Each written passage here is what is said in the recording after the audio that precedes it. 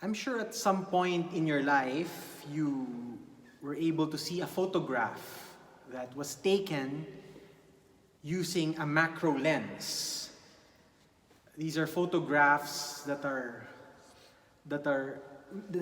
really zoom in to an image, like a picture, a photograph, for instance, of a bee, uh, or a picture of a flower, or a picture of a droplet of water.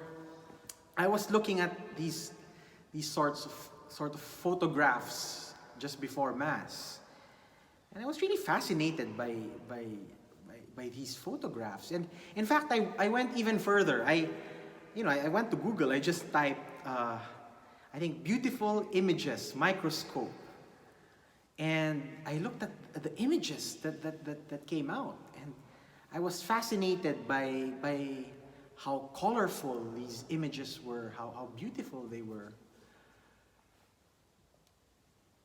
In the gospel reading today, we get these two images used by Jesus, the image of a mustard seed and the image of the yeast and the flour becoming, eventually becoming bread, and mustard seed eventually growing into a shrub.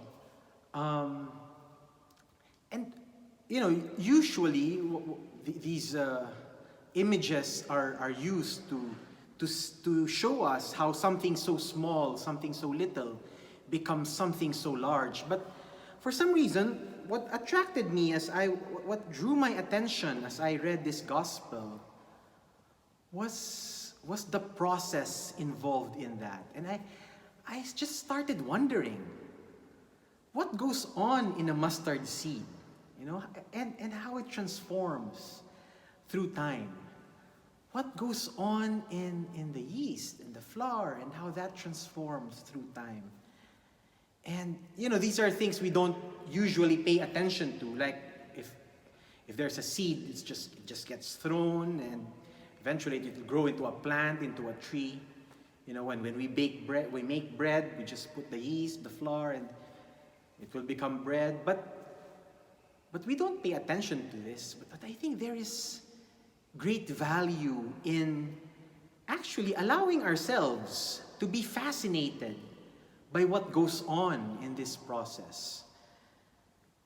You know that Eric and I just finished our retreat, and I think that for me, the retreat was a wonderful occasion to really pay attention to that process within me and in my life. Because I was telling this to Eric, I was telling him that I have noticed myself changing very much the past few months.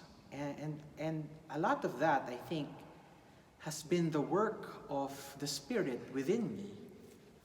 And I'm just fascinated by how, for some reason, I just went through this transformation process. And I was just marveling at what has happened to me. And I think that's the invitation for each and every one of us, to marvel at what happens within us, how the work of the Spirit takes place within us, even when we do not notice often.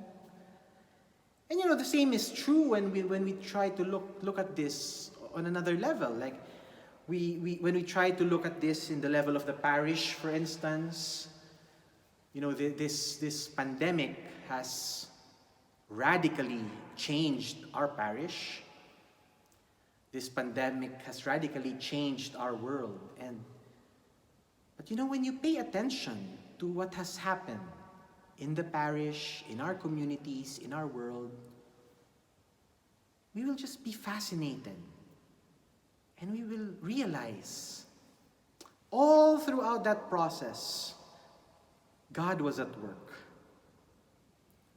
Many times we do not notice, Many times we just think that, okay, life goes on. But if we take a closer look, if we try to pay attention to that process happening either within ourselves or or in the level of our communities, our parish, our church, our world, there's so much happening.